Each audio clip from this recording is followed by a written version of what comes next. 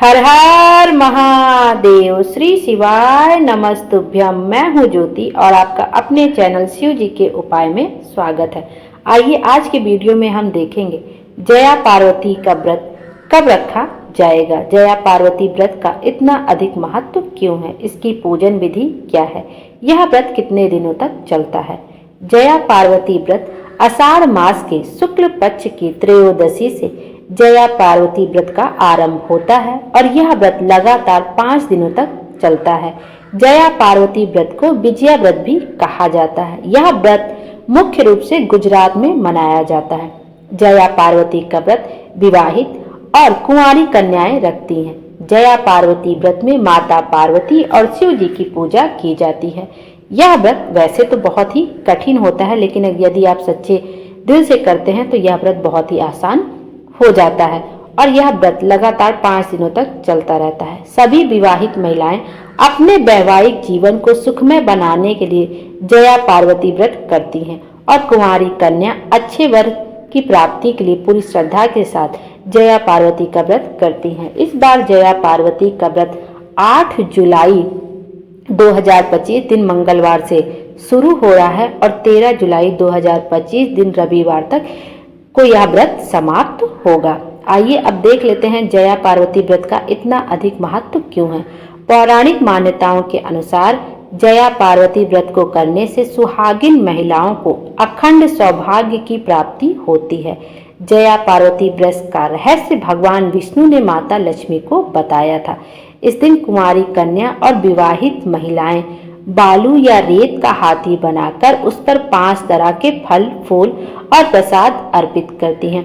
जया पार्वती व्रत को करने से माता पार्वती प्रसन्न होती हैं।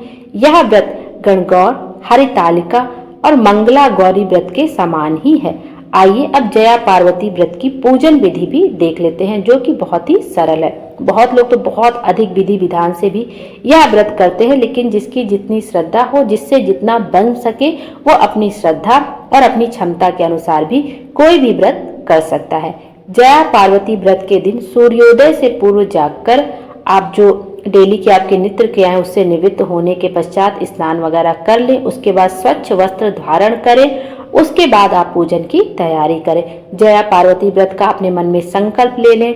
सूर्य देव को 1 लोटा जल समर्पित कर दें। उसके बाद व्रत का शुरुआत करें, पूजन की तैयारी करें। अब आपको क्या करना है, आपको एक जगह चुन लेनी है जहाँ पे भी आपको अपना व्रत करना है, क्योंकि यह पूजन 5 दिन तक लगातार चलेगा। तो ऐसी जगह चुनिएगा जहाँ पे आप 5 दिन लगातार बैठकर पूजन करें, या आप अपने घर के मंदिर के आसपास जो भी जगह हो वहाँ पर पूरब की दिशा की ओर मुख करके ऐसे एक चौकी लगा दें। लकड़ी की चौकी, लकड़ी का पाटा रख दें, उसके ऊपर गंगा जल छिड़क के शुद्ध कर दें। चौकी को अच्छे से पोंछ वगैरह दें। उसके ऊपर आपको लाल रंग का वस्त्र बिछाना है। माता पार्वती को लाल रंग बहुत प्रिय है। माता पार्वती और माँ दुर्गा सब एक ही हैं, तो माता पार्वती को लाल रंग बहुत प्रिय होता है। जैसे दुर्गा माँ को लाल रंग बहुत प्रिय होता है, तो आप उसके ऊपर लाल रंग का कपड़ा बिछा दें। अब आप चाहे शिव जी, माता पार्वती की कोई मूर्ति हो, तस्वीर हो, तो उसके ऊपर अक्षत थोड़ा सा रख दें, या आप फूल के कुछ पंखुड़ियाँ तोड़ के रख दें। उसके ऊपर मूर्ति या तस्वीर जो भी हो उसकी स्थापना कर दे। उसके बाद जैसे आप पूजन करते हैं विधि विधान से, वैसे शंकर भगवान और माता पार्वती की पूजन करें। माता रानी को आप चुनरी उड़ाएं, कुमकुम लगाएं, तिलक करें कुमकुम का, सिंदूर लगाएं, सब उनका विधि विधान से पूजन करें। फल, 5 तरह के फल, 5 तरह के फूल जरूर समर्पित करें। लाल गुड़हल, लाल गुलाब, सफ़ेद फूल, गेंदा, जो भी आपको मिले आप वो समर्पित करें। भगवान शंकर की भी विधि विधान से पूजा करें। उन्हें वस्त्र स्वरूप शंकर भगवान को आप चाहें तो जो कलावा होता है वो समर्पित कर सकते हैं, जनेऊ समर्पित कर सकते हैं, टीका कर सकते हैं। आप उनको पीला चंदन, लाल चंदन जो भी हो आप वो समर्पित कर दीजिए। अच्छा समर्पित कर दीजिए। बेलपत्र समर्पित कर दिए, धतूरा, फूल जो भी मिले आप उनको समर्पित कर दीजिए। ऐसे माता पार्वती की पूजन कर लीजिए। आप उनको सुहाग की सामग्री चढ़ा सकते हैं। सुहाग की सामग्री में आप ज़्यादा कुछ नहीं तो लाल रंग की चूड़ियाँ या हरी रंग की चूड़ियाँ हो आप वो समर्पित कर दीजिए, एक बिंदी का पत्ता समर्पित कर दीजिए, मेहंदी समर्पित कर दीजिए, लाल रंग की चुनरी उड़ा दीजिए। कुछ नहीं तो कम से कम 5 चीज़ें आप उनके सुहाग की समर्पित कर दीजिए। सिंदूर की एक डिब्बी समर्पित कर दीजिए। फिर उसी सिंदूर की डिब्बी से आप उनको 5 बार या 7 बार उनकी मांग में सजाकर अपने मांग में भी ले लीजिए। ये बहुत अच्छा होता है जब सुहागिन महिलाएं माँ के सिंदूर में मांग में सजाकर अपने सिंदूर में सुहाग को भरती हैं। तो इस तरह से 5 या 7 बार सिंदूर जरूर लीजिएगा। और सिंदूर लगाते समय एक बात का ध्यान रखिए कि दोनों डिब्बी और ढक्कन होता है उसको कभी अलग अलग ना रखें।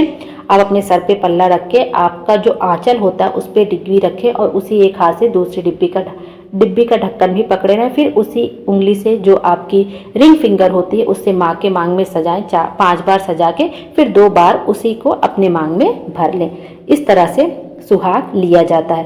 तो इस तरह से सुहाग जरूर लें जब आपका पूजन हो जाए। और यदि आपके पास केवल पार्वती माता का फोटो है, केवल शंकर भगवान, तो आप रख दीजिए और शंकर भगवान का बकायदा आप छोटा सा पार्थिव शिवलिंग बना के आप उसका भी अच्छे से पूजा अर्चना कर सकते हैं। और इसमें तो ये भी कहा जाता है कि बालू या रेत का आपको हाथी का निर्माण करना चाहिए। तो जैसे भी आपसे हाथी बन सके तो बहुत अच्छी बात, आप बना के पूजन कर सकते हैं।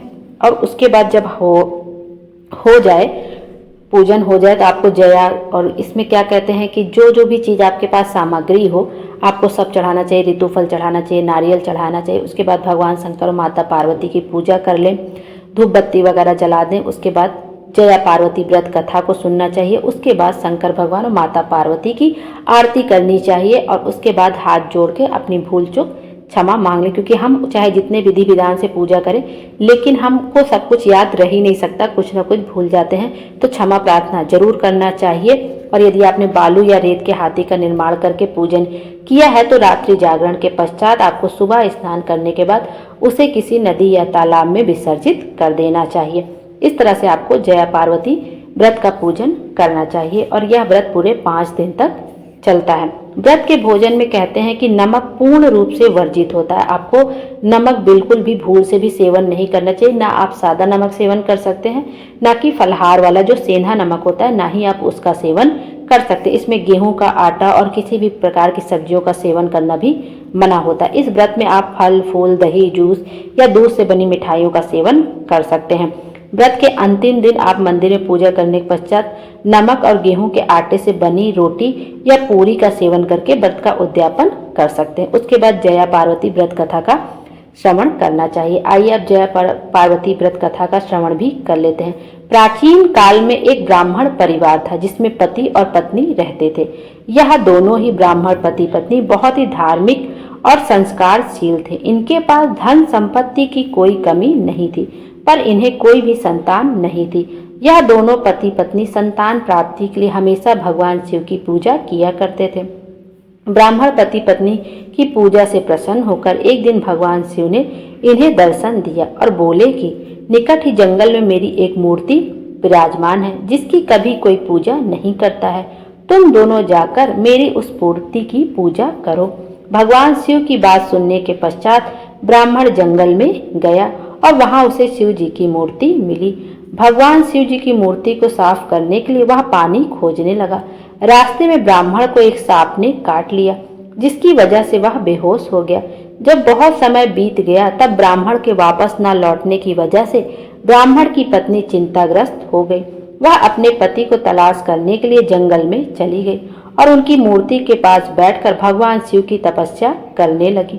भगवान शिव ब्राह्मण की पत्नी की तपस्या से प्रसन्न हुए और उन्होंने ब्राह्मण के प्राण वापस कर दिए और उन्हें संतान प्राप्ति का वरदान भी दिया। संतान प्राप्ति के पश्चात ब्राह्मण पति पत्नी सुखी पूर्वक अपना जीवन व्यतीत करने लगे। इस कथा के अनुसार जो भी स्त्री इस व्रत को श्रद्धा पूर्वक रखती है उसे अखंड सौभाग्य की प्राप्ति होती है। बोलो शंकर भगवान की जय, माता पार्वती की जय, हर हर महादेव। भोले बाबा हम सब की मनोकामना पूर्ण करें और हमारे जीवन को खुशियों से भर दें। Thank you.